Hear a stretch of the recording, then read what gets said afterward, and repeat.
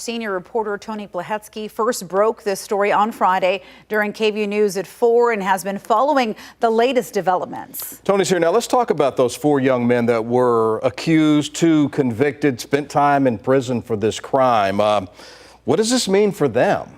I think a big question going into this news conference today is what is going to be said about them. Is the Austin Police Department, which placed the spotlight on them and arrested them in 1999, are they prepared at this point to apologize to them, for example? And will there be an effort to possibly have them formally exonerated or declared innocent, which for the 2 who spent time behind bars could potentially open them to compensation from the state of Texas? Of course, aside from that, we know through years of reporting that those 4 men, of course, one actually died about a decade and a half ago, but we know from talking to them and their families that they have lived with the taint of being accused murderers in such a horrific crime since their arrest in 1999. It also leads people to believe, or not believe, but to ask, like, why would they say they did something that they didn't do? Why would they confess to a crime they didn't commit?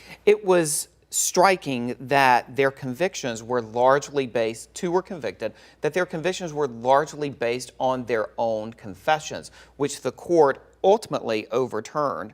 But at the same time, when you go back and look at policing across the country in the mid to late 90s, there were police tactics used to elicit confessions that have since been banned, that have since been deemed by the law enforcement profession as inappropriate, threatening tactics, essentially melting people down over time.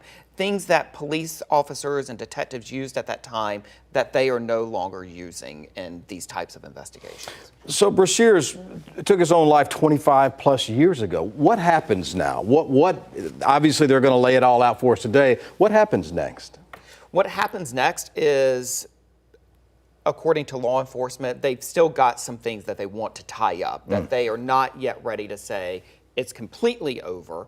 There are some loose ends, but at the same time, move toward the ability to formally close this case, but at the same time, in talking to family members throughout the weekend. And it's important to note these family members were briefed by law enforcement in person on Friday and walked through all of this evidence. And I can tell you that the family members will absolutely tell you that they are satisfied, that they believe that this is, in fact, an end. Bob Ayers said unequivocally that he believes this is over.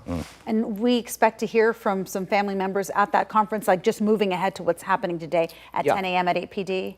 So it's the news conference is at 10 a.m. at City Hall and the City Hall chambers, because of such a large crowd that is expected. There are going to be anywhere from 7 to 9 speakers, including Austin Police Chief Lisa Davis will be there. Also, representatives from the Texas Attorney General's office will be there. We are also expecting, to your point, Yvonne, to hear from several family members who are going to be talking about how they are feeling as they receive this news. They've now had several days to process it, but also just the totality that they have lived with for 34 years, the ups and downs, the false starts, the dashed hopes, now again culminating, they believe, with the naming of this killer. Their lives were just changed forever. Absolutely. You'll be there as well. I will be there. Look forward to hearing your reports live here on KVUE. Tony, thanks for coming in early this morning for us here on Daybreak. We will air that press conference.